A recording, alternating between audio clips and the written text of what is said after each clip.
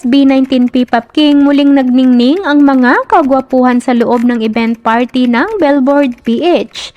Tila pangwat pa daw umano ang mga datingan ng mahalima sa event na dinaluhan ng mga ito. Sa video mapapansin sa mga boys ang kanilang kasiyahan habang sama-sama sila sa isang table sa party.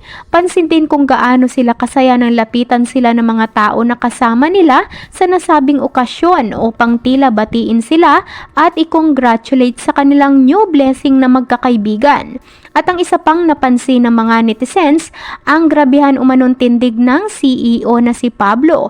Ayon sa kanila, grabe daw talaga mga hatak ni Pinuno dahil napakagwapo umano nito habang nakatayo lamang sa isang tabi. Saad naman ang isa pang supporter ni Ken na talaga namang naging proud at napawaw sa kanyang bias dahil nagiging palapansin at palakaibigan na umano ito ngayon at hindi na nakaupo lamang sa isang tabi. Ayon sa kanya, our chicken is now grown up gentleman. Watch this.